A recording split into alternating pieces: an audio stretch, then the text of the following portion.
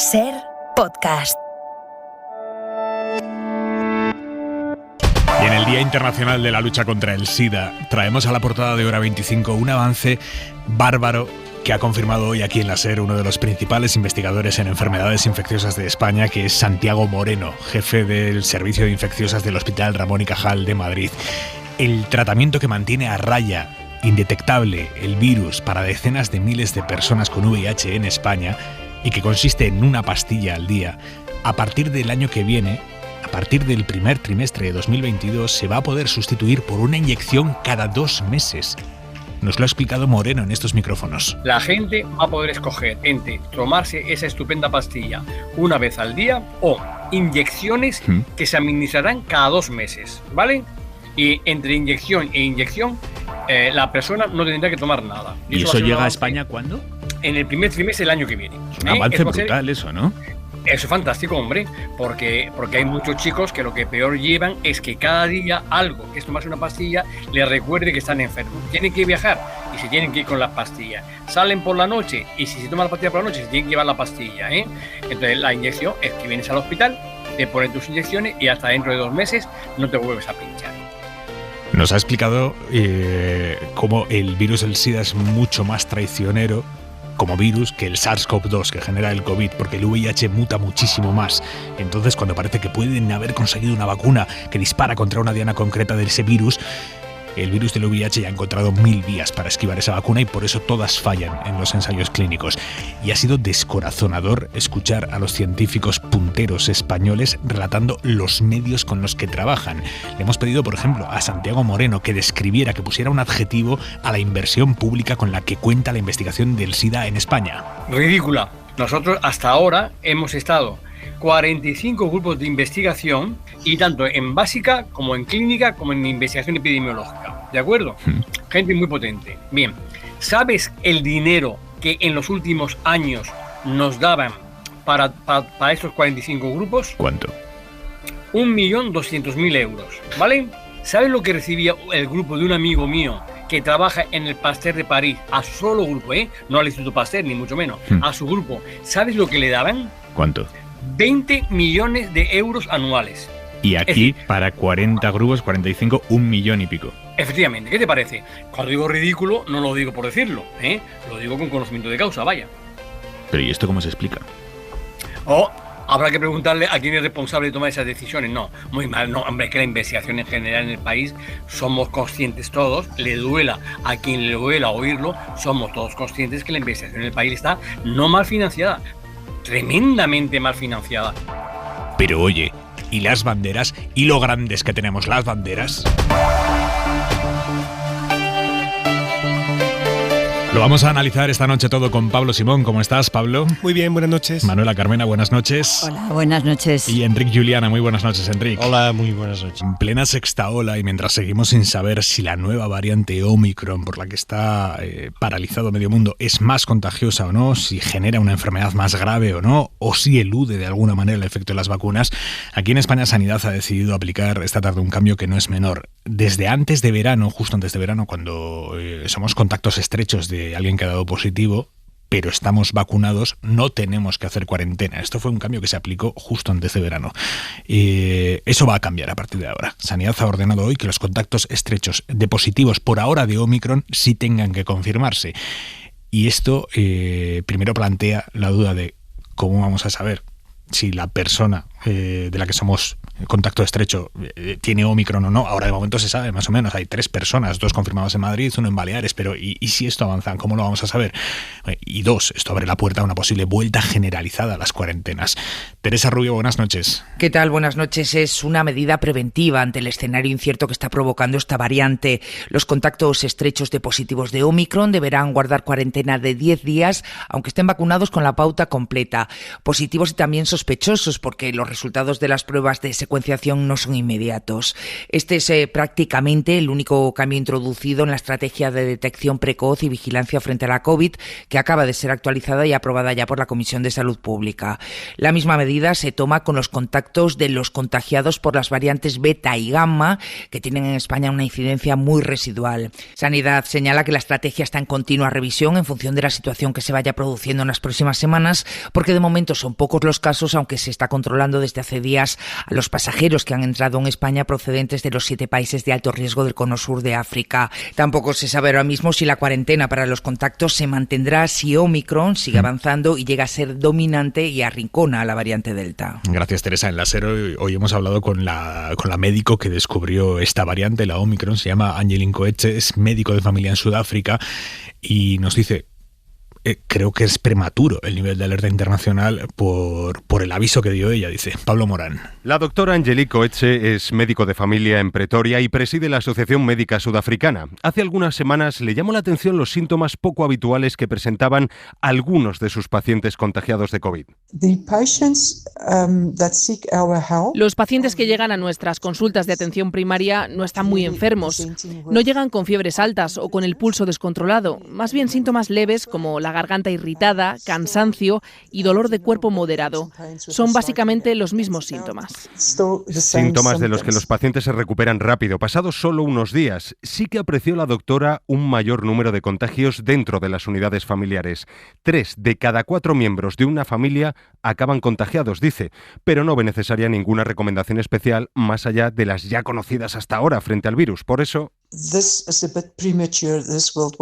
esta alerta global es un poco prematura. Sería mucho más prudente que los gobiernos recuperasen la mascarilla obligatoria, implementasen medidas de distancia social y una buena ventilación. Dice que cerrar las fronteras no sirve de nada porque la variante ya circula por Europa desde hace tiempo. Por lo menos desde hace 12 días, que es lo que ha confirmado Países Bajos, pero puede ser más aún. Hoy mismo la Generalitat de Cataluña ha confirmado que han detectado lo que todo apunta que es variante Omicron en aguas residuales de Barcelona de hace 2 semanas. Bueno, en mitad de esta ola de incertidumbre, la Comisión Europea se ha lanzado hoy a impulsar el debate de la vacunación obligatoria. I think it is understandable and appropriate to lead this discussion now. La presidenta de la Comisión, Ursula von der Leyen, ha dicho hoy por primera vez que le parece entendible y apropiado liderar esta discusión ahora. Pensar en una potencial vacunación obligatoria en la Unión Europea es un debate necesario, dice von der Leyen. La Comisión no tiene competencias para esto, pero el hecho de que se sume así, de cabeza, decididamente, a impulsar esta discusión, la de la vacunación obligatoria sí o no, eleva varios peldaños el nivel del debate, de la necesidad del debate. ¿Cómo lo veis, Carmena?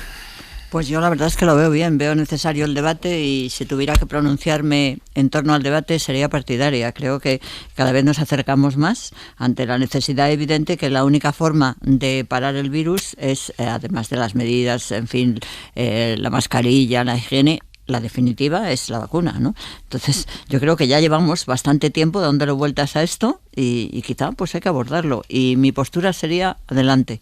Enrique. Estaría a favor de lo que dice Manuela, quizá con algo de reparo, ¿no?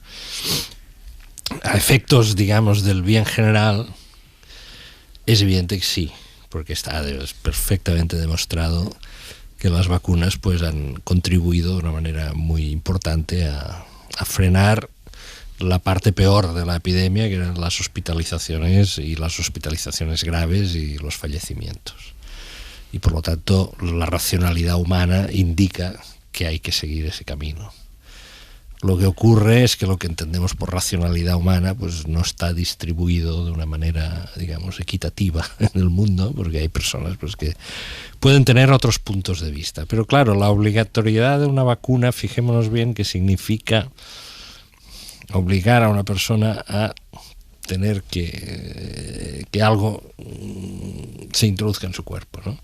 Entonces ahí yo me gustaría tener más conocimientos jurídicos para opinar sobre este punto.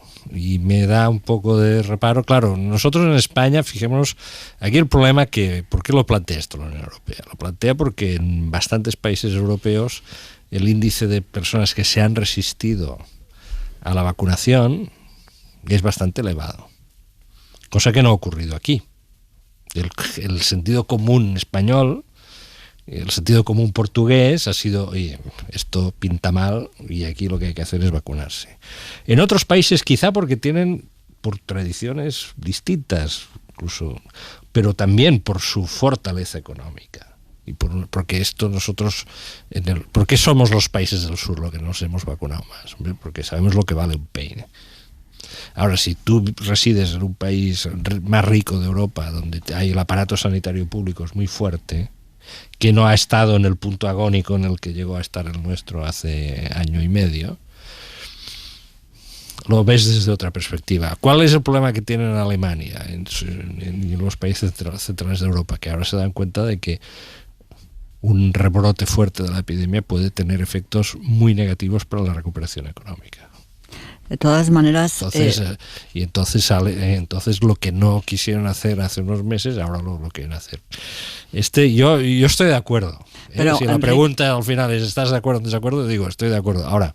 No, yo lo que os quería decir es que tenemos ya algunas sentencias bastante interesantes en materia precisamente de las vacunaciones de los niños. Hay sentencias muy interesantes en el sentido de que los magistrados han dicho hay que vacunar de sarampión, el niño no puede ir al colegio si no está vacunado. Yo ahora mismo no las tengo, pero las he estado estudiando. Sentencias que se suelen dar cuando uno de los padres está a favor de vacunar y el otro progenitor divorciado pero no lo está. Yo creo recordar que es de la Audiencia de Granada, no me acuerdo bien, pero sí son muy claras, ¿eh? Dicen los niños no pueden ir al colegio, desde luego si no están vacunados, ¿no? Es decir, que yo creo que entre nosotros, quizá como dice Enrique, sí que hay una cultura en general de la aceptación de la vacuna, ¿no? Pero bueno, la verdad es que ha habido gente que se ha muerto porque no se ha vacunado, ¿sabes? Y yo creo que también está bien el continuar en esa línea. ¿Cómo habrá que hacerlo? Pues hay que ver la jurisprudencia que hay que ver cómo se puede dictar unas disposiciones y vamos a ello. Pero vamos, el debate para mi bien y mi postura, tenemos una tradición, sigamos adelante. Simón. Yo es que lo que pienso es que tenemos que aplicar las medidas en función del problema con el que nos encontremos. Y de momento en España no hay un problema de vacunación. Esto no es así. Tenemos una cobertura vacunal en la población objetivo del 90%. No parece que haya hecho falta incentivos de ningún tipo, como por ejemplo se han tenido que hacer en Suecia. Por cierto, hay un experimento muy interesante allí que ha conseguido mejorar 4 puntos la vacunación simplemente dando 200 coronas a la gente que no se vacuna. O sea que directamente han dado como sartenes, ¿no? Como premios para que la gente se vaya a vacunar. Aquí no ha hecho falta. Yo creo que esto no obedece necesariamente solo a una cuestión de sentido común, sino que tenemos muchos más hogares intergeneracionales. Tenemos mucha más gente potencialmente vulnerable a nuestro alrededor que en el centro y en el norte de Europa, donde la población está más dispersa y más independiente. Y yo por eso creo que aquí ese tipo de medidas no son necesarias. La vacunación obligatoria se la tienen que plantear en Europa, porque evidentemente estamos hablando de un bien público que nos perjudica a todos. Si no hay recuperación económica tras la COVID en Alemania o en Francia y el turismo no se repone, esto nos afecta a nosotros de manera directa. Y yo sí puedo ser partidario de, por ejemplo, medidas como el pasaporte COVID en determinadas circunstancias, empezar a plantearlo de otra manera, por ejemplo, para visitar residencias o sitios en los que haya personas vulnerables. Bueno, eso tendría que aplicarse casi por defecto. Pero entrar en la vacunación obligatoria cuando no tenemos un problema en ese sentido, yo creo que a lo mejor es errar un poco el tiro porque cambia el marco, porque hemos construido un marco en el que vacunarse es solidario, vacunarse es algo que funciona solo y convertirlo en algo obligatorio puede generarme una sensación de rechazo entre los que sí quiero llegar, que son un colectivo pequeño en España. De momento, lo que tenemos que hacer es localizar bien quiénes son e ir a buscarlos. Yo creo que eso es lo fundamental. Y más o menos alguna encuesta tenemos que traza algo el perfil del que no se vacuna. Por cierto, hablando de ciencia, que os han sugerido las palabras del experto en SIDA, Santiago Moreno, denunciando una vergonzosa falta de fondos para la investigación. Aquí en España tienen para 45 grupos de investigación de todo el país, les dan 1.200.000 euros públicos. Para 45 grupos, 1.200.000 euros. Y nos dice, es una décima parte de lo que recibe solo uno de los grupos de investigación en SIDA del Instituto Pasteur de París. Pues una vergüenza, pero te digo, eso también pasa. Por ejemplo, hay una pequeñísimos fondos de inversión en investigación de las personas que se contagiaron con el aceite de colza. Yo he tenido muchas reuniones con ellos y es impresionante porque siguen teniendo muchísimas enfermedades colaterales y digamos casi no hay investigación. Y eso ya sé que no se puede comparar, ¿eh? Por supuesto que el SIDA tiene muchísima más incidencia, ¿no? Además, lo preocupante es que en el fondo esto se enmarca dentro de los irrisorios que son los presupuestos en investigación y desarrollo en España para todo tipo de enfermedades y para todo tipo de investigación básica. Y muchas veces no entendemos que la investigación es algo que es casi como el proceso creativo, es decir, necesita mucho ensayo y error, necesita estabilidad, necesita una red de continuidad en el tiempo, y si cada vez que viene una crisis económica lo primero que hacemos es recortar de la financiación en I+D+I, esto lo que termina generando es esta fuga de talento que vemos, muchísimos investigadores punteros de España que están investigando fuera de España, y esto descapitaliza al país en su conjunto. Es curioso que no se haya llegado, se intenta, creo que en el Congreso ahora hay una discusión sobre un pacto sobre la ciencia para intentar buscar una consignación presupuestaria mínima de, creo que era el 3%, sostenida en el tiempo, y es que tenemos que apostar por ahí, porque básicamente es la única manera también de ser competitivos, ¿no? Y sería el momento, ¿no? Con los fondos europeos sería un momento espléndido, ¿no? Para decir, a partir de ahora, ya que vamos a tener estos fondos con los que en principio no contábamos. Claro, pero con un añadido, si me permites, Manuela, que es que además estos fondos no solo tienen que ir dirigidos a compra de material, laboratorios, etcétera, sino que el verdadero problema es de estabilidad de nuestro personal de investigación. Claro, es decir, es que al final es la gente la que se fuga, porque es que si tú comparas solo los salarios que cobra un investigador en Países Bajos o Reino Unido respecto a los de aquí, es que el incentivo es muy fuerte para marcharse, y eso hace que los que se quedan aquí lo hacen casi por un compromiso solidario. Sí, además es que es verdad que hay en hospitales, por ejemplo, que hay investigaciones, yo sé en La Princesa, por ejemplo, que hicieron una investigación interesantísima de la contaminación, cómo la contaminación afectaba a los problemas de los infartos de miocardio, pero lo hacen casi como de una manera voluntaria, con poquísimos fondos. Eso, como dice Pablo, es tremendo. Enrique. Bueno, esta es una debilidad estructural española, esto es evidente.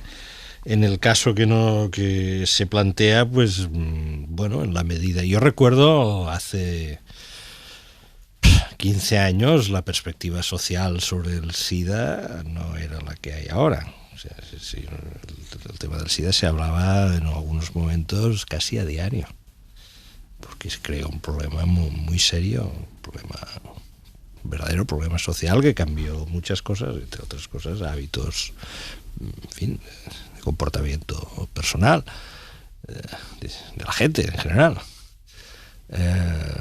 Lo que pasa que en el momento en que la medicación empezó a primero medio controlar la enfermedad, después a controlarla un poco más, hacerla no mortal, pues lo que hemos visto es que progresivamente el tema ha salido a escena. O sea que esto no mata, como antes, pues esto queda en segundo plano, y ahora la noticia que has dado de que el tratamiento incluso se convierte en un tratamiento más fácil, menos invasivo, menos duro, ¿no?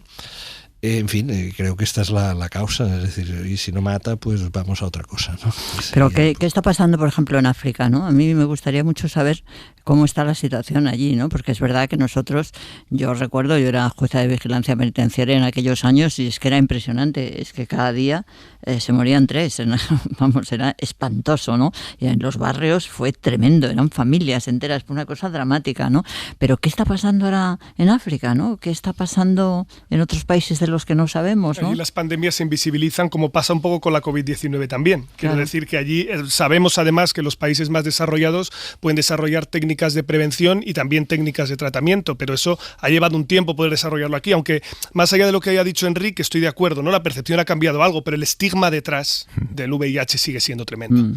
Es decir, y sobre todo, no solo la visión social que obliga, ya hay por ejemplo, me había fijado en un dato que no sabía, que el famoso escritor Isaac Asimov de ciencia ficción, que es un referente, murió de SIDA y jamás lo contó a su entorno, precisamente por el impacto que eso podía tener. Y eso además no solo es una carga para el propio enfermo, sino que además es un componente psicológico, ¿no? Que te convierte en un estigma en el que parece que se hace responsable a esa persona también. Siempre se asume que ha tenido algún comportamiento inadecuado o ha tenido alguna práctica, y eso se pone todavía una estigmatización mayor, ¿no? Entonces eso hace que tenga que haber casi asociaciones especializadas solo en tratamiento psicológico. Me ha puesto los pelos de punta esta mañana cuando hemos emitido este programa especial acerca del VIH y del SIDA en las redes de la cadena SER, hablando con Santiago Moreno, que es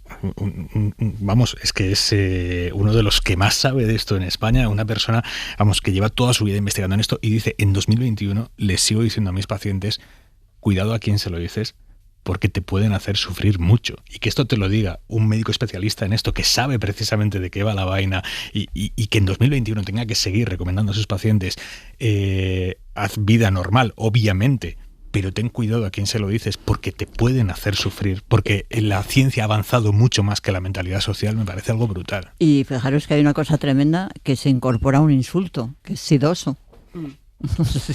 Eso es una cosa tremenda, porque las personas que por una cierta apariencia en la piel, vamos, eres un sidoso, eso me parece que es terrible, que se ha creado un insulto de una enfermedad, ¿no? A cuenta del SIDA, del Día Internacional contra el SIDA, hoy Vox ha vuelto a romper en el Congreso el consenso parlamentario, ha impedido que el Congreso pactara una declaración institucional sobre el VIH, porque esa declaración incluía una alusión a la Agenda 2030, la Agenda 2030, que son los 17 objetivos marcados por Naciones Unidas para garantizar un desarrollo sostenible del planeta, para acabar con la pobreza, por ejemplo. Bueno, esa alusión que se hacía en la declaración a la Agenda 2030 se hacía para recalcar el compromiso de España de que en 2030, ¿no?, nos comprometemos a que el VIH deje o haya dejado de haber sido un problema de salud pública. Se hacía esa alusión a la Agenda 2030 y eso la valida Vox para decir: conmigo no cuenten para esa declaración institucional sobre el VIH.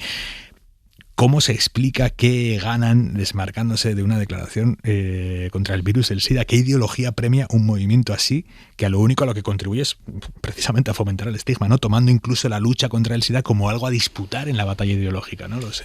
Yo ya creo que simplemente rompen el consenso cuando tienen la más mínima oportunidad de colocarse en el lado contrario, ¿no? Ya casi apetece, no sé, que hubiera un periodista detrás de ellos todo el rato preguntándoles si de verdad ellos no quieren que para el 2030 haya desaparecido el problema del SIDA y el VIH. Pero yo me pregunto qué hubiera pasado si en el momento que se estaba negociando, que supongo que se habrá negociado, ¿no?, que se habrá hablado con los grupos sobre el texto, se hubiera dicho, bueno, quitamos lo de la Agencia 2030, la Agenda 2030. ¿Qué hubiera pasado? ¿Hubieran firmado? Hubieran encontrado otro motivo. Claro. Perdona, pero yo lo hubiera propuesto, ¿eh? Es decir, quitamos. A lo mejor se propuso, no lo sabemos. A lo Bueno, mejor se propuso pues igualmente. ¿sabes qué te digo, Pablo? Nos lo deberían haber dicho, porque eso es importante. Porque como dice Enric, si hubieran vuelto a poner otra excusa, era evidente que no era eso el problema que les impedía firmar, ¿no? Yo creo que es muy interesante decir, venga, lo quitamos. Oye, tampoco era tan importante citar a la Agencia 2030, estamos todo el día ahí con el afiche y todo esto, tampoco pasa nada. Yo creo que hay una cosa que está ya muy clara y que no hay, en fin, no sé si hay que darle muchas más vueltas. Es decir, el partido Vox lo que se propone en estos momentos es aparecer de una manera nítida, contundente, inequívoca ante la sociedad española como el partido de la ruptura. El partido que está a la contra, en mayúsculas. Y por lo tanto buscan todos los... O sea, ¿qué persiguen? Pues que en estos momentos estemos hablando de ellos. Esto es lo que persiguen. Vale, ¿Por qué? Porque se oponen a algo que un cierto sentido común diría, hombre, pues si los partidos políticos en el Congreso ya no se ponen de acuerdo sobre una declaración sobre el SIDA, pues la cosa está muy rota. Efectivamente, ellos lo que quieren es significar de que la cosa está rota y que quienes la rompen son ellos, porque entienden que hay un segmento de la población que está en estos momentos a la contra y que, por lo tanto, se adherirá al partido que mejor encarne, exprese simbólicamente, con sus gestos, con sus palabras, con el tono de sus expresiones, ese profundo deseo de estar a la contra, de pegarle una patada al tablero y que el tablero salga volando por la ventana. Este es el concepto. Y a la vez, a su vez, esto pues ejerce una presión psicológica y política sobre el Partido Popular extraordinaria, porque todo lo que está pasando en el Partido Popular no se explica sin este fenómeno. ¿Qué hacemos nosotros cuando empiece a volar el tablero? Cerramos la ventana, abrimos la ventana para que acabe volando mejor. Este es el tema. Y esto es un vector muy importante. Y esto va a ser cotidiano. Ya lo está siendo, va a ser cotidiano. Y pasa en cada declaración institucional. Es decir, yo desde que tengo al menos uso de razón, desde que ha emergido Vox, ha salido recurrentemente, bien en el Parlamento de Andalucía cuando entran, bien ahora en el Congreso de los Diputados, a propósito de violencia de género, políticas LGTB, cualquier tipo de elemento que suene o que pueda sonar a consenso establecido, Vox sistemáticamente se coloca fuera. Por eso yo simplemente creo que ellos persiguen esta estrategia, porque es un poco, si me permites, lo que en inglés se llama la estrategia de own the libs, ¿no? Molesta a los progres. Entonces, ¿cuál es la estrategia? Pues cuanto más se enfaden y más se enrabieten, mejor, porque así los nuestros sabrán que estamos aquí para defenderles, ¿no? Entonces buscan un poco, creo yo, ese juego de romper los consensos. Pero yo creo que tampoco podemos ser tan taxativos, ¿no? Yo creo que hay que analizar mucho más lo que votan en todas las asambleas, en todos. Yo sigo lo que votan, por ejemplo, en el Ayuntamiento de Madrid, es decir, que no siempre juegan a ese papel de romper el tablero, ¿no? Y en la medida de lo posible, yo creo que los que realmente nos sentimos profundamente demócratas y pensamos que su actitud es muy cuestionable desde el punto de vista de una democracia profunda, pues se lo tenemos que poner difícil. Y a mí por eso me parece muy interesante decir, oye, venga, pues lo quitámoslo, porque es muy importante el que no demos por hecho, es decir, el que ellos van a romper. No. Hablando de votar y de Ayuntamiento de Madrid, Manuela, quiero preguntarte, ¿qué te parece que ayer PP, Vox y Ciudadanos sumaran sus votos para impedir que el Ayuntamiento declare hija predilecta de la ciudad a Almudena Grandes? Pues mira, me dan ganas de llorar, ¿qué quieres que te diga? Porque es tan penoso. Es tan absolutamente penoso, ¿no? No tiene ninguna explicación, ¿no? Porque además es que es algo que no era propio del Ayuntamiento de Madrid. Si haces un seguimiento de la cantidad de personas que han tenido consideración de cualquier tipo, han sido de toda índole, ¿no? Y yo me acuerdo que nosotros propusimos, por ejemplo, Almodóvar, y hubo al principio un poquito de rechazo por parte del Partido Popular, pero lo superó. Y no sé, es que es mezquino, es que no sé, nos hemos metido en ese enorme espiral de confrontación que yo creo que estamos llegando ya a tocar fondo, ¿no? Es que esto no puede ser, ¿no? Vamos a seguir hablando ahora de política, vamos a ir al Congreso. Ha terminado esta noche la reunión entre el Gobierno y Esquerra para intentar reencauzar las relaciones a cuenta del mal llamado, parece, Netflix catalán. Pero antes, una noticia que hemos conocido esta tarde que es impactante. Un juez de Canarias ha imputado por prostitución de menores al mayor empresario hotelero de Canarias, que es Eustacio López, que aparece año tras año en la lista de las 100 mayores fortunas de España. Pues lo procesan por prostitución de menores. Santiago Moreno, jefe de informativos de la SER en Las Palmas. Buenas noches, Santiago. ¿Qué tal? Buenas noches, Aimar. Es el caso conocido como 18 Lobas, que es una supuesta red de captación y prostitución de menores que operaba por lo menos desde hace 6 años, desde 2015.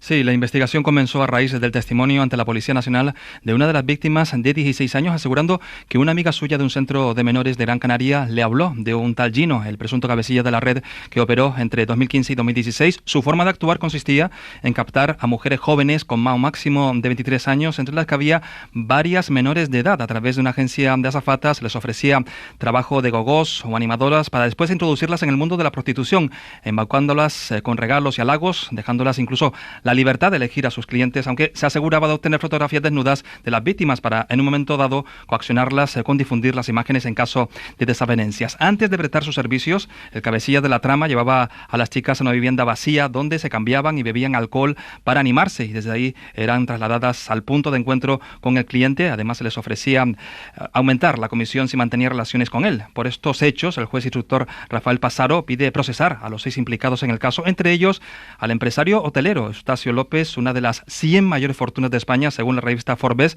a quien se le atribuyen 2 delitos de prostitución de menores, y le impone a los 6 procesados fianzas que suman en total 1.264.000 euros. En el caso concreto de este empresario turístico, Eustacio López, al que por cierto los miembros de la red se referían a él como el millonario, en el caso de este empresario, el juez relata que él participó en una fiesta en un chalet del sur de Gran Canaria con chicas desnudas en la piscina, 2 de ellas eran menores de edad, y que este empresario y otro procesado eligieron a las 2 para mantener relaciones con pleno conocimiento de que eran menores de edad, o al menos con total indiferencia ante la posibilidad de que lo fueran. Esto es lo que dice el juez.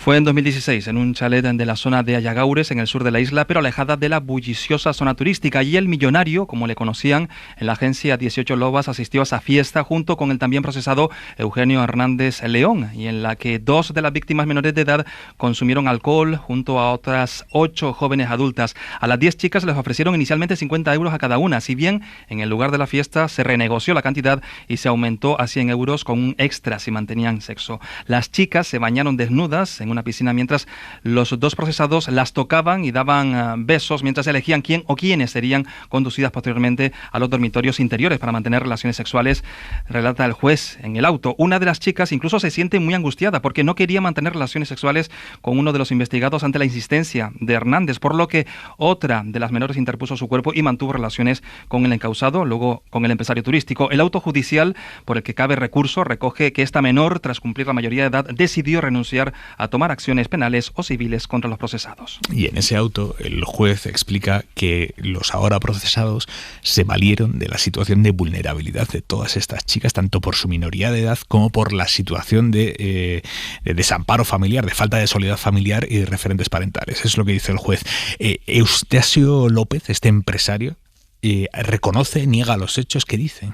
El conocido hotelero canario compareció ante el juez durante la instrucción de la causa, negando haber cometido los delitos que se le imputan. Reconoció que estuvo en una ocasión en el chalet donde se produjeron los hechos, propiedad de uno de los procesados, pero que solo acudió por razones empresariales y que tras finalizar la jornada de trabajo le comentó que había invitado a unas amigas a tomar unas copas. Eustasio López aseguró que en ningún caso pensó que 2 de aquellas chicas eran menores de edad y admitió haber intimado solo con las chicas que eran adultas. En presencia del juez y la fiscal se acogió a su derecho de no declarar y solo contestó a preguntas de su abogado. Aseguró después en un comunicado haber dado cumplida y amplia explicación sobre su intervención de los hechos. Santiago Moreno, jefe de informativos de SER Las Palmas. Gracias, Santi. Buenas noches. Buenas noches, hasta luego.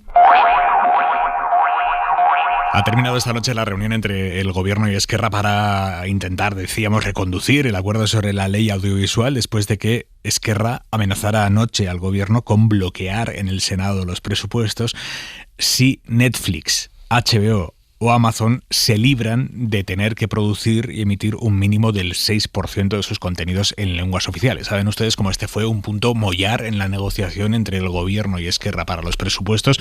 Parecía que estaba hecho, Esquerra lo anunció como tal, pero este martes conocimos la ley que regula esto, salió del Consejo de Ministros, dirección al Parlamento a su tramitación, y lo que nos dijeron desde el Ministerio de Economía es, ojo, este 6% se les puede aplicar a todas las plataformas que tengan su sede en España, que operen con sede fiscal también en España. A aquellas que la tengan en el extranjero, nosotros no les podemos meter ese 6% de límite. Esquerra dijo, esto no es lo hablado. El Gobierno dice, esto sí fue lo que hablamos con Esquerra, los negociadores de Esquerra lo sabían. Bueno, en esas están, Esquerra diciendo, nos han estafado, no vamos a pasar por ahí. Para eso ha sido esta reunión, la de esta tarde-noche, que como digo ha terminado hace nada. ¿Han pactado algo? ¿Ha salido algo de ahí? Carolina Gómez, buenas noches. ¿Qué tal? Buenas noches, Aimar. Se ha rebajado un poco la tensión y se seguirá hablando, pero de momento acuerdo no hay, a pesar de que el encuentro ha durado 2 horas y media. Según el PSOE, ha sido una reunión constructiva y ambos están de acuerdo en que se tiene que pactar la ley audiovisual. En Esquerra dicen que se ha acordado seguir hablando, que han expresado su malestar al Gobierno y que negociarán el blindaje del catalán en las enmiendas. El asunto es complejo y el Gobierno insistía esta tarde en que hay que separarlo del trámite de los presupuestos. La ministra Montero restaba además importancia al golpe en la mesa que daba Rufián. No lo vivo como una amenaza, lo vivo como un impulso para seguir hablando, para seguir trabajando y para ser capaces de consensuar una ley audiovisual. Ha habido diferencias también en el seno del Gobierno. El portavoz de los comunes se quejaba esta mañana de que la ley no se ha negociado con ellos, aunque después Yolanda Díaz rebajaba. Lo que tendría que hacer el Partido Socialista también es negociar con nosotros esa ley, porque ahora mismo nosotros estamos más cerca del no que del sí. Estoy segura que vamos a alcanzar un acuerdo para que esta ley salga adelante. Fuentes del Ejecutivo aseguran que volverán a intentarlo mañana mismo, que la voluntad es que se resuelva cuanto antes. Esquerra, de momento no aclara si levanta su amenaza de veto a los presupuestos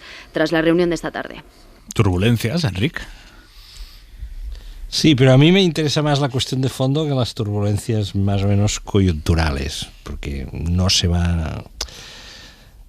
el agua no... o sea, esto no acabará en una ruptura. Veremos cómo acaba, pero en una ruptura no va a acabar. La cuestión de fondo es la siguiente. Pienso que que en el debate público, en el debate político no aflora, y a mí como catalán y como catalano hablante me preocupa. La Constitución establece que las lenguas cooficiales en determinadas comunidades autónomas, allí donde existe otro idioma, deben ser protegidas por la Constitución, por los poderes públicos, y que deben ser cuidadas y promovidas. La Constitución se pactó en 1978.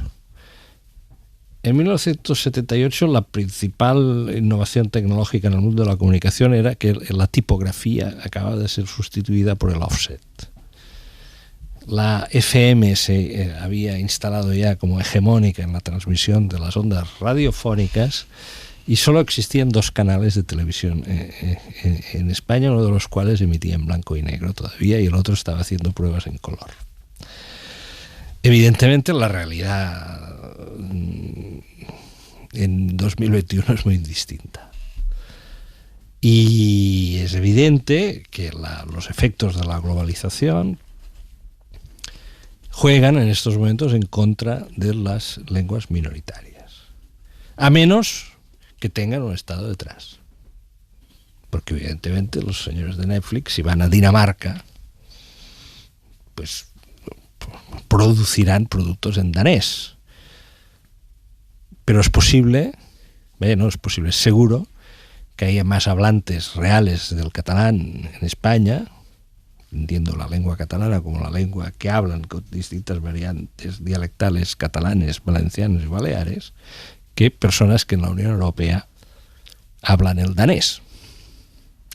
Lo que pasa que al tener un Estado detrás, cuya lengua oficial es el danés, evidentemente Netflix dirá: yo no voy a hacer programas en danés porque esto del danés me parece una filfa, porque solo lo hablan X número de personas y yo me quiero dirigir a grandes audiencias.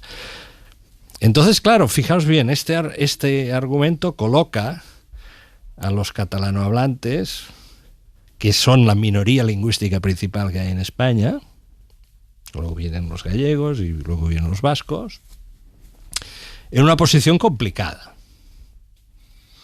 Los independentistas, ¿qué dicen? Dicen, es que si no hay un Estado detrás, el catalán se va a morir. Porque la climatología del mundo que viene es una climatología adversa a los idiomas minoritarios. La climatología del mundo que viene, las formas de comunicarse, las estructuras de comunicación, en fin, es el inglés. Oye, y ya veremos si la lengua española, pues, por ejemplo, la lengua española, aprovecho, el gran reto que tiene no está en Cataluña, sino está en poder entrar en la inteligencia artificial, en la tecnología de que la inteligencia artificial en el futuro también hable en castellano, ya que es el segundo idioma más utilizado en el mundo, ¿no? ¿Verdad? Entonces este es el problema de fondo, Este es el problema de fondo. Y a partir de ahí, pues, ya viene la casuística en cada momento.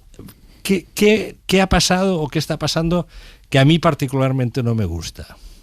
Yo creo que el gobierno muy en serio no se lo está tomando, digo, es tal como lo pienso, y pienso que Esquerra hace algo que a mí no me gusta, que es convertir esto en mercancía de mercadillo de Navidad. Porque lo que no aflora es el debate de fondo, porque la cuestión de fondo es el cumplimiento de la Constitución española. Este es el punto de fondo. El punto de fondo es cumplir con la Constitución. Mira cómo ha afrontado el debate de fondo hoy Teodoro García Egea, número 2 del PP en el Congreso. Los españoles no pueden poner la calefacción, pero Gabriel Rufián va a poder ver el juego del calamar en catalán. Gran éxito de este gobierno. Ahí queda eso. Carmena. Bueno, esto es una ridiculización a lo que estamos acostumbrados, pero vamos, yo creo que el análisis que ha hecho Enrique es perfecto. Yo estoy totalmente de acuerdo. El problema es que ante las grandes cadenas y los grandes negocios del mundo, ¿qué pasa con las lenguas minoritarias? Yo eso es lo que creo, porque yo tengo dudas de que haya producción en danés. fundamentalmente será producción en inglés subtitulada. Entonces, a mí sí que me parece que el debate está errado, no solamente por lo que tú dices, que parece que es de verdad una carta a los Reyes Magos y regalos de Navidad, ¿no? Está errado porque no me parece que desde la posibilidad de un gobierno se pueda de verdad tener una actitud de coacción, aunque sea lícita o aunque tuviéramos instrumentos de presión para que las cadenas inviertan en los idiomas minoritarios. Yo lo que sí que creo es que lo que es dramático es que haya, pues esta burla del secretario del Partido Popular, la resolución del Tribunal Supremo restringiendo la posibilidad de hablar catalán en las escuelas últimamente, esa sentencia que ha dado lugar a un disgusto y que ya ha llevado a cabo a que el presidente de la Generalitat ha venido a decir más o menos que no se le haga caso, ¿no? A mí lo que sí me preocupa mucho es que no haya en la voluntad de este y de todos los gobiernos, me refiero del Estado español, de hacer cumplir la Constitución, porque es que yo creo que para hacer cumplir la Constitución tendría que haber hasta, no sé, una actitud mucho más de apoyo a los idiomas de las distintas que convierten en España. Yo insisto muchísimo, de verdad, en todas partes donde voy. Yo comprendo que no todos los que hablamos castellano, que hablamos español, podemos hablar catalán, euskera y gallego. No, lo entiendo. Pero sí podemos quererlos, apreciarlos, tener una actitud de acogida, de entender que son idiomas nuestros, ¿no? Y yo eso no lo veo. Yo no lo veo que se haya generalizado esa actitud, ¿no? Y ayer mismo yo volvía en el AVE y unos muchachos que estaban delante de mí, cuando en el AVE traducen las instrucciones de lo que tienes que hacer con el equipaje y tal, que partes en catalán y partes en... Pues estos protestaron. Yo os voy a decir, ¿por qué lo dicen en catalán, no? Y eso es lo que yo creo que falta, esa pedagogía que es necesaria, a que el catalán es un idioma de este Estado tanto como el español. Pablo. Vamos a ver, yo tengo un punto de partida político aquí muy claro y quiero recordar que catalán, vasco y gallego son lenguas españolas. Y por lo tanto merecen la protección y el respeto y la tutela del Estado español, si se quiere, tanto como el castellano, porque lo son y además son cooficiales en sus territorios.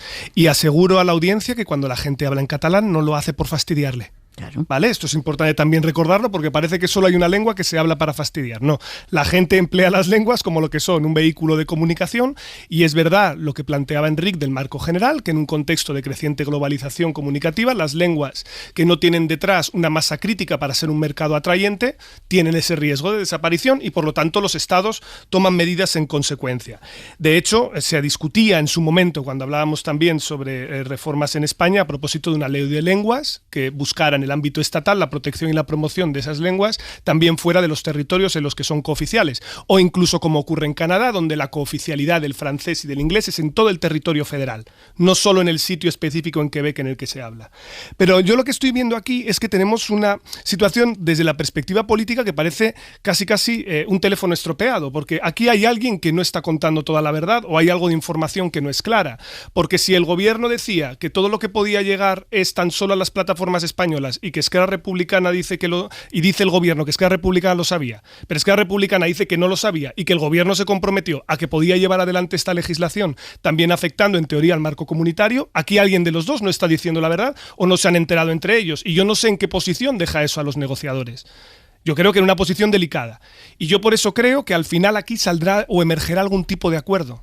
Porque a los dos actores les interesa salvar la cara en medida de lo posible. Le interesa a Esquerra Republicana, porque está, insisto, en un giro arriesgado como es apoyar unos presupuestos de esta naturaleza y sabe que tiene la presión de Junts. Junts inmediatamente, según se supo esto, salió a ofrecer un frente común para tumbar los presupuestos.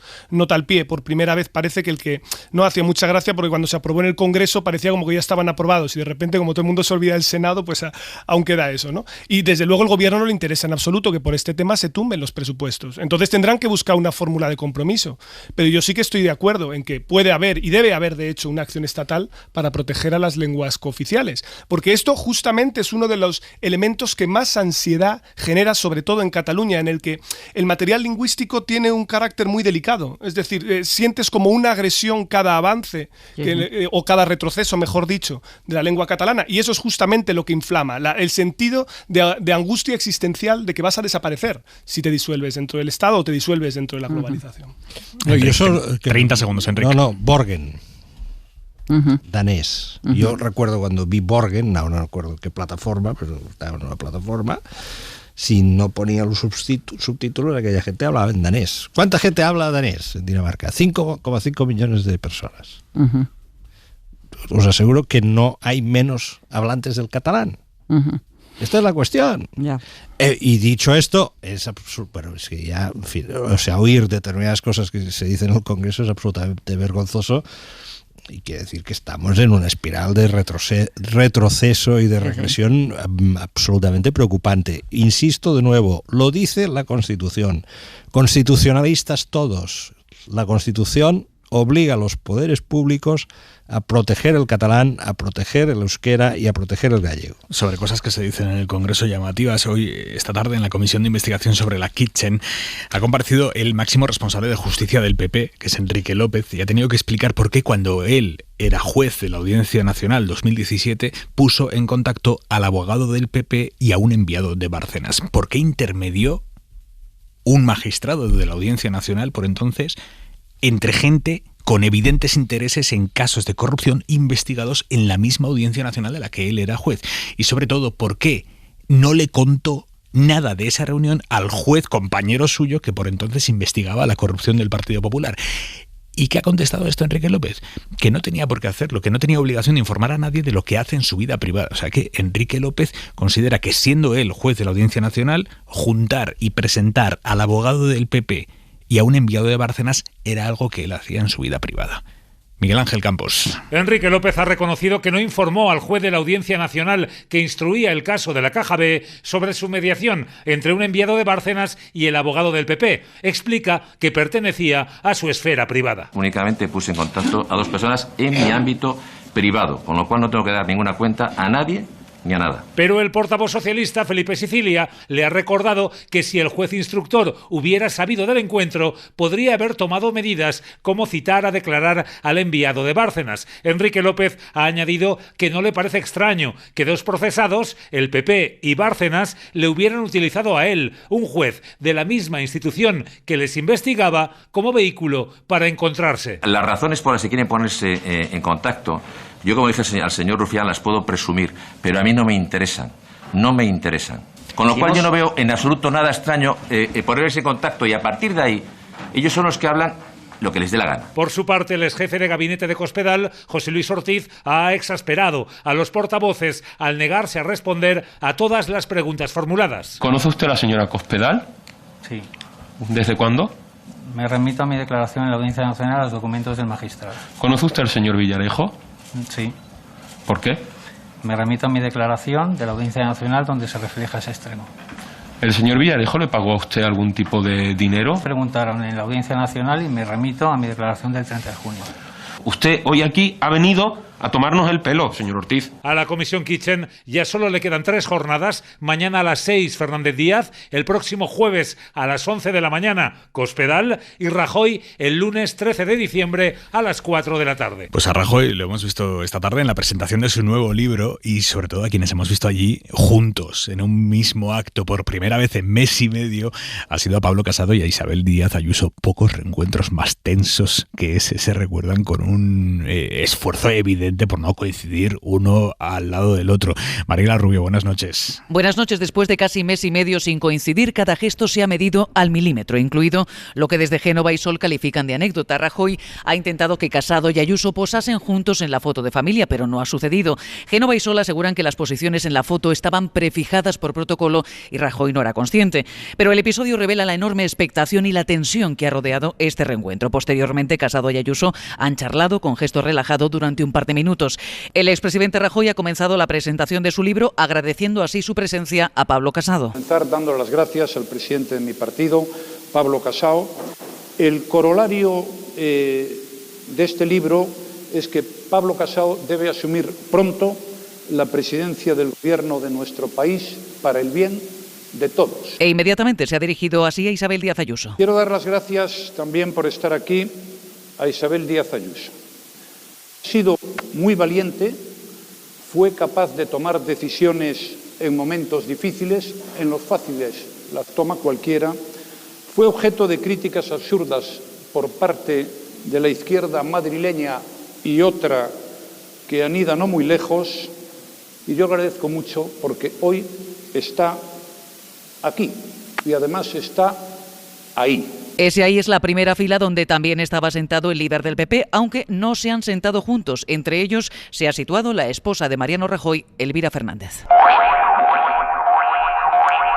Está generando una gran polémica el escrito que le han enviado hoy los directores de comunicación de todos los grupos parlamentarios de la izquierda y de los grupos nacionalistas a la presidencia del Congreso, pidiendo que haga algo, que tome medidas ante las faltas de respeto que algunos medios acreditados en el Congreso vinculados a la extrema derecha profieren contra los portavoces de algunos grupos de izquierdas y nacionalistas. Esto es como lo ven, como lo denuncian los jefes de prensa de esos grupos parlamentarios de izquierda o nacionalistas. Han firmado conjuntamente los jefes de prensa ese escrito. Ahí están los jefes de prensa desde el PSOE, Podemos hasta Junts per Catalunya, BNG, ahí están todos. Y los partidos de derecha están acusándoles de querer censurar preguntas incómodas, de querer censurar periodismo. Javier Carrera, buenas noches. ¿Qué tal, Aimar? Buenas noches. La reclamación es unánime entre los partidos de izquierdas, nacionalistas e independentistas. Muchos de ellos llevan semanas mostrando en privado su preocupación y hoy se han dirigido directamente al Congreso. El escrito lo firman sus equipos de comunicación, es decir, los profesionales que están en el día a día de las ruedas de prensa, y lo que piden es restablecer, dicen, el buen funcionamiento de esas comparecencias sin poner en riesgo, subrayan, la libertad de información. Piden recuperar el buen clima que siempre ha existido, porque entienden que el comportamiento de los representantes de algunos medios está desvirtuando esas ruedas de prensa y generando tensión. Estos episodios llevan semanas produciéndose, algunos grupos están optando por no contestar a sus preguntas, argumentan que no quieren alimentar lo que entienden como burbuja mediática de la extrema derecha. Ocurría este mismo martes con el portavoz de Esquerra, Gabriel Rufián. No participamos de burbujas de la ultraderecha, burbujas mediáticas de la ultraderecha. ¿Sabe cuánto nos cuesta esa ocurrencia, ese insulto a nosotros y a todos los españoles? 85.714 euros. También con Íñigo Rejón de Más País. No sé si numerito es hacer lo que presuntamente hizo el Lavapiés cuando presuntamente golpeó con una patada. Ya le he respondido. Siguiente pregunta. O con Aina Vidal de Los Comunes, que desde esta semana ha decidido dejar de contestar. Usted cobra de los españoles. Si no hay ninguna más pregunta. La respuesta que dan fuentes del Congreso es que estos medios cumplen con los requisitos, pero el debate se ha trasladado al arco parlamentario. Ni Ciudadanos ni Vox, que veta algunos medios en su sede, ni el PP respalda la petición.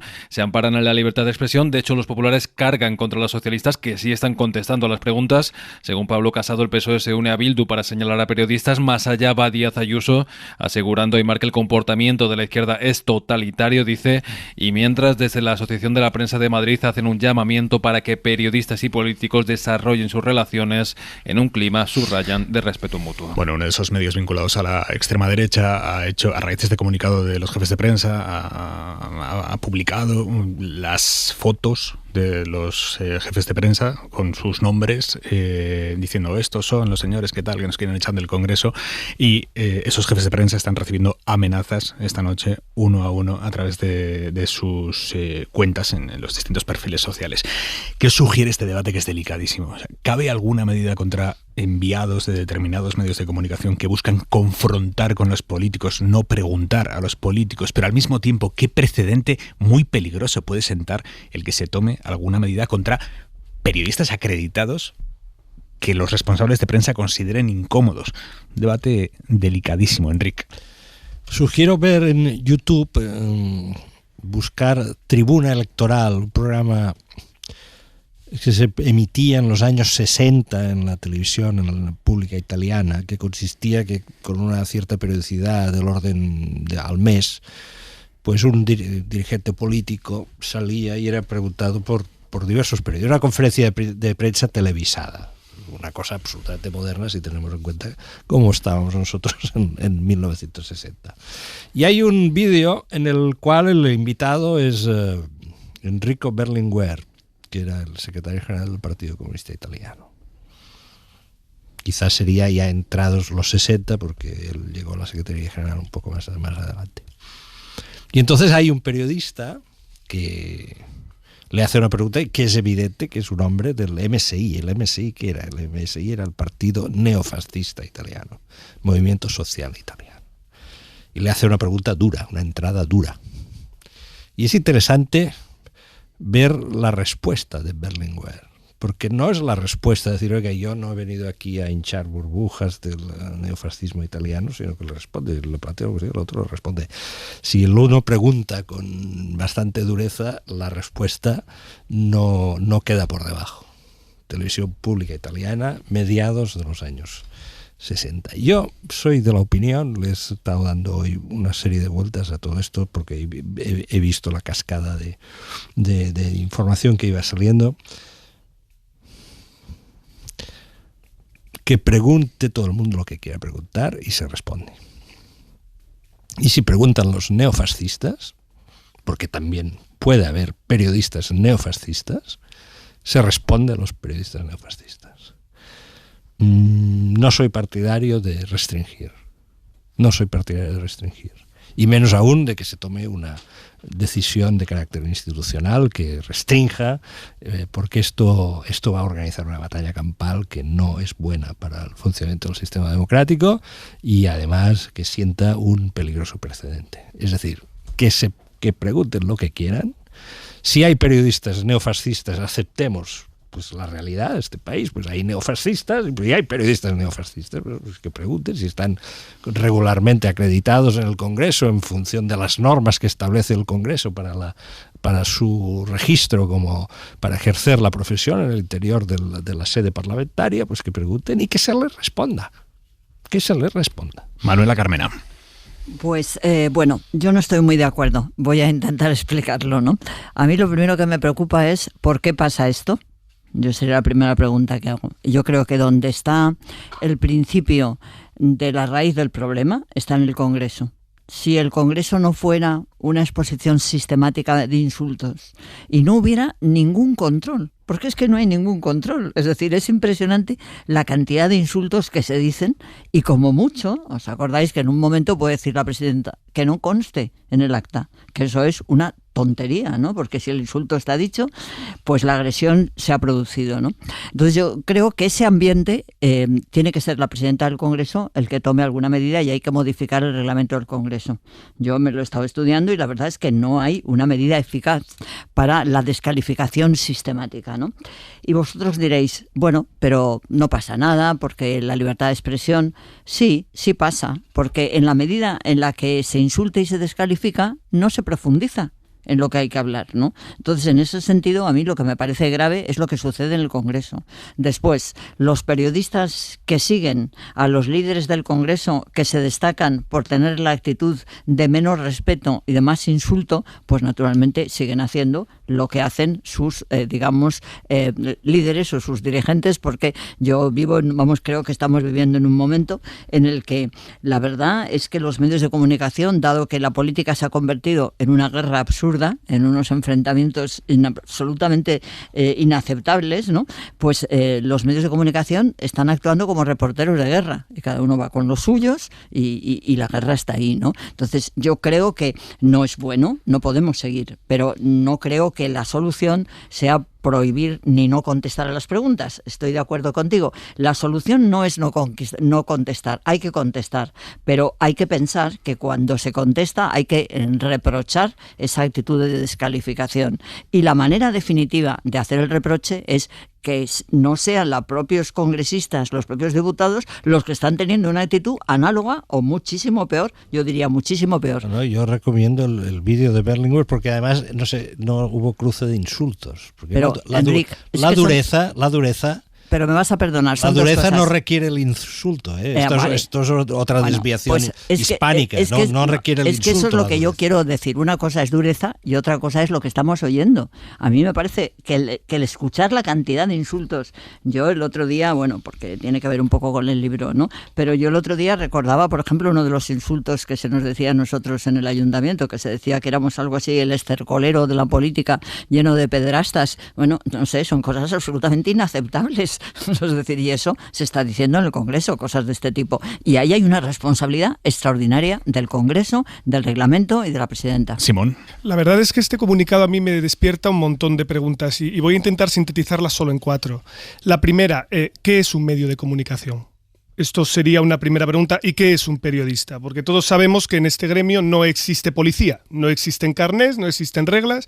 Y la primera pregunta es cuál es ese código deontológico mínimo que hay que cumplir y si un canal de YouTube ya es suficiente para ser considerado como un medio o un blog ya es suficiente. Entonces aquí hay un primer debate, ¿no? Que eso lo dejamos para la escuela de periodistas. Segunda cuestión, cuando se pide por parte de este comunicado que se tomen medidas, ¿de qué medidas se está hablando? Porque se deja implícito, pero ¿a qué es a lo que se refiere? ¿Se quiere que se retiren las credenciales? Si esas credenciales se han cumplido, en un principio es porque se hace acorde al reglamento. Por lo tanto, esto ya es más complicado. ¿O se pide que, por ejemplo, la presidencia intervenga para pedirles más decoro en las preguntas o que les reconvenga en su actitud? Bueno, yo creo que eso no está del todo claro y probablemente tendría que aclararse. Mira, te contesto. Lo que me dicen, está hablando con estos directores de comunicación a lo largo de la tarde y me dicen, los y las responsables de comunicación no estamos pidiendo la expulsión de nadie, solo que se nos respete el derecho a contestar y a no hacerlo como siempre se ha hecho. Ha llegado un momento en el que el día a día ha pasado a ser insufrible. Llevamos años en esta profesión y nunca habíamos vivido una situación similar. Y esto lleva a la tercera pregunta, que es de lo que estamos hablando aquí en el fondo es de falta de formas. Es decir, no de restricción a la libertad de expresión, sino que el periodista confronte directamente con la otra persona. Bueno, eso no se puede controlar directamente, ¿vale? Y esto lleva a una cuarta cuestión, que es si alguien en su sano juicio, cuando se ha dejado implícito el nombre de quiénes son los causantes de esto, porque tiene nombre y apellidos, pero se ha dejado implícito en el comunicado, si a alguien en su sano juicio le parece normal que se haga un señalamiento público en redes a los responsables de prensa de los partidos como acto de represalia. Y si esto alguien en su sano juicio puede considerarlo normal en una democracia sana. Sobre cosas normales o anormales en una democracia y sobre libertad de prensa, mañana tienen que comparecer ante el juez el director de Infolibre y una de sus periodistas de investigación denunciados por el secretario general del PP, Teodoro García Egea, y por el presidente de la región de Murcia, Fernando López Miras. Les han denunciado por un delito de revelación de secretos que puede comportar hasta 5 años de cárcel. Infolibre desveló en junio que el presidente de Murcia había mediado en la operación quirúrgica de un familiar del número 2 del PP, García Egea, que es de Murcia, tiene la familia allí. A ese familiar de García Egea lo atendió un cardiólogo solo unas horas después de que el presidente de Murcia tecleara un mensaje de móvil al secretario general de Salud en el que ponía «asegúrate de que lo citan». Un mensaje que publicó Infolibre en una imagen antes de que se enviara. Bien, poco después el presidente de Murcia le reenvía un mensaje a García Egea en el que pone «buenas, la intervención la van a programar el martes 20 por la tarde». Y García Egea le contesta a López Miras, cojonudo, pero creo que le tiene que ver antes un cardiólogo. Dice López Miras, ok, voy a verlo. Esto, presidente de Murcia, ok, voy a verlo. Y contesta García Egea, gracias, líder. Bueno, finalmente, y según contó Infolibre, fuera o no por esa gestión de López Miras, al familiar de García Egea le operaron antes que a otras personas con idéntico grado de prioridad, pero que habían ingresado antes en la lista de espera, y le operaron en un hospital que no era el suyo, a pesar de que en Murcia no existe libertad de elección de centro. Bueno, pues por publicar eso, que es cierto, todo eso es cierto, pero por publicarlo, García Egea y López Miras han denunciado a la periodista que lo destapó, a Lucía Gutiérrez, y al director del medio en el que se destapó, que es Infolibre, Daniel Basteiro, por revelación de secretos, porque parte de la información se cimenta sobre una foto hecha al móvil de López Miras durante el pleno de la Asamblea de Murcia. Y ahí es donde se veían esos WhatsApps cruzados. Mañana declaran ante el juez los 2 periodistas denunciados. Daniel Basteiro, director de Infolibre, buenas noches. Buenas noches, Aimar, ¿qué tal? ¿Cómo estáis? Pues por una parte esperanzados porque vemos que hay una ola de solidaridad de las suscriptoras, los suscriptores, de todos esos lectores, esas personas que apoyan el proyecto, también de muchas asociaciones de prensa de toda España y de fuera, Reporteros Sin Fronteras. Y por otra parte, pues ¿qué quieres que te diga? Un poco inquieto, ¿no? Porque no entendemos muy bien por qué, por hacer nuestro trabajo, por contar historias que son ciertas y de interés público, tenemos que ir a explicar todo eso a un juez. Uno sabe cómo entra en un juzgado, pero en realidad no sabe cómo sale, ¿no? ¿Teméis que prospere la denuncia que os dicen los abogados? Pues nosotros creemos que no debe prosperar porque hay jurisprudencia del Tribunal Constitucional, porque hay un clarísimo interés público. Estamos hablando de comunicaciones entre cargos públicos. El presidente de la región de Murcia, el número 2, diputado en el Congreso, García Egea. Estamos hablando en un momento de la peor pandemia en 100 años, de la administración de los recursos públicos en una comunidad, por cierto, donde el consejero de Sanidad tuvo que dimitir por colar a cientos de personas, entre ellos a sí mismo, en la vacunación del COVID, ¿no? Entonces creemos que hay un interés público tan claro que esta denuncia pues no puede prosperar. Pero también somos conscientes de que es el número 2 del Partido Popular quien nos denuncia, además del presidente de la región de Murcia. Y somos conscientes de que tienen muchos medios y que ellos tampoco querrán perder. Somos conscientes de que para ellos esto también es importante, ¿no? Creo que hay un mensaje que están tratando de lanzar, ¿no? ¿Qué mensaje? Pues que en este país hay personas de las que no se puede hablar, o si se habla, pues hay consecuencias. Hay personas que son intocables y en el Partido Popular hay quien habla, ¿no?, de eso de la teodorocracia, ¿no? No seré yo, pero es cierto que parece que hay personas de las que no se pueden contar historias. Y si las cuentas, bueno, pues tú las cuentas. Pero te van a meter en un lío legal, ¿no? Te van a hacer contratar abogados, te van a poner nervioso, te van a poder a poner inquieto, como decía antes, para que, bueno, pues el día de mañana te lo pienses mejor. Infolibre, pero tú, Aimar, o cualquier otra persona, porque pues si hablas de ciertas cosas o te metes, entre comillas, ¿no?, porque en realidad nosotros no nos metemos con nadie, solo hacemos nuestro trabajo, pero si informas o investigas a determinados líderes políticos, bueno, pues al menos tendrás que defenderte en la justicia. Vosotros en su día ofrecisteis al PP que incluyera su versión en esta información, llamasteis, quiero decir, o sea, seguisteis todo el protocolo del periodismo, claro, que fue llamar a contrastar con la persona afectada en este caso. Ofrecisteis que se incluyera su información, su visión, su versión, y se negaron. Tuvimos hasta 6 contactos de distinto tipo, con distintos responsables, con el Partido Popular, con estas personas que nos denuncian, y no nos autorizaron a publicar ninguna versión, ¿no? Y eso después de días de trabajo de investigación, ¿no? Nosotros tenemos esas imágenes a las que te has referido, pero después tenemos todo el trabajo de investigación que prueba que a esa persona, por cierto, persona de la que no revelamos su nombre, no revelamos su género, su enfermedad, ni el parentesco, su edad, el parentesco. Después hay otros medios que han publicado artículos.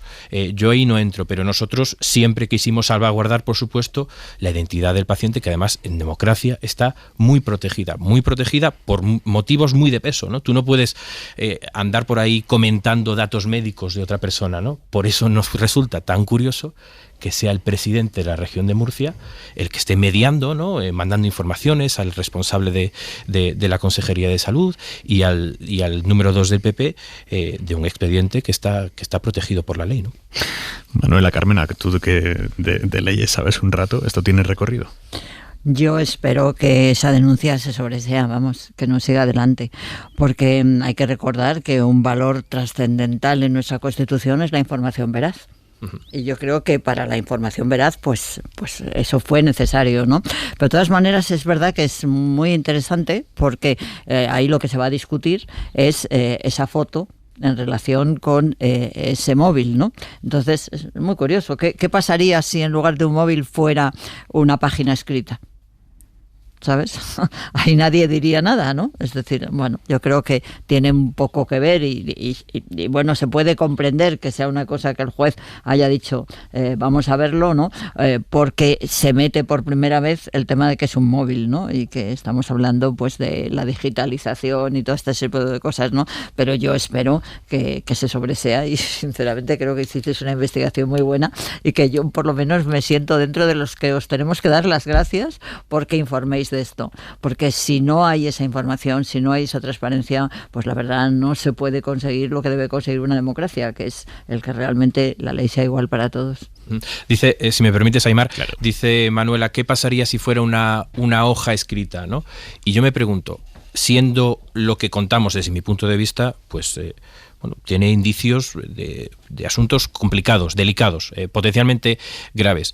¿Qué pasaría si en vez de hablar de esos asuntos hablaran, pues yo qué sé, de una caja B o unos SMS de Bárcena, o el máster de Cristina Cifuentes. Es que esto lo hemos visto antes. Sí, sí, ¿no? sí, sí. Entonces, el interés público es tan claro que, según las personas que nos denuncian, podría haberse hablado de cualquier delito, por grave que fuera, que eso está protegido. ¿Qué hacen ustedes informando de algo que es cierto y es grave si está protegido, ¿no?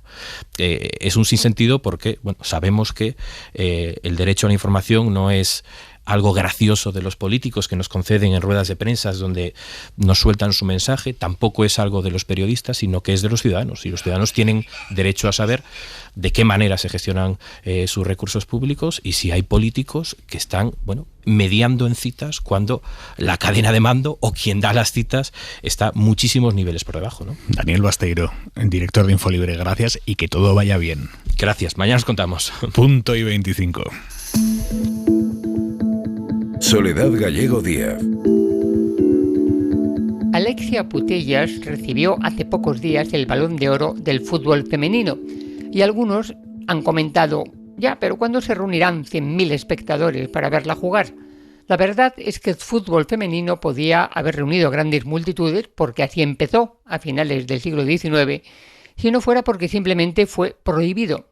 Han oído bien, en 1921 la Federación Inglesa de Fútbol se negó a reconocerlo, prohibió que se jugara en campos o estadios oficiales y desaconsejó vivamente su práctica. Y esa prohibición duró nada menos que hasta 1971. Es curioso, pero cuando los ingleses lo prohibieron fue cuando una jugadora, Lily Parr, llegó a reunir el 26 de febrero de 1920 a 53.000 espectadores en Walton, una barriada de Liverpool.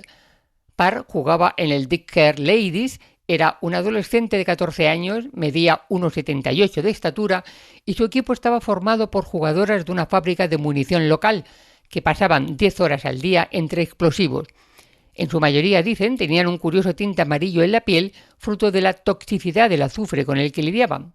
El fútbol, jugado al aire libre, era casi una medicina para esas jóvenes obreras. La mayoría tenía entre 14 y 20 años y jugaba de maravilla porque había aprendido junto a sus hermanos en los patios de las interminables barriadas de trabajadores de la industrial Walton. Así que es muy posible que Alexia reúna a 120.000 espectadores algún día, sobre todo si sigue jugando tan extraordinariamente bien. Manuela, Carmen, Enrique, Juliana, Pablo, Simón, ha sido un placer. Muy buenas noches, a descansar. Y ustedes descansen, nos escuchamos mañana. Adiós. Suscríbete a Hora 25. Todos los episodios y contenidos adicionales en la app de Cadena SER y en nuestros canales de Apple Podcast, Spotify, iVoox, Google Podcast y YouTube. Escúchanos en directo en la SER de lunes a viernes a las 8 de la tarde. Cadena SER. La radio.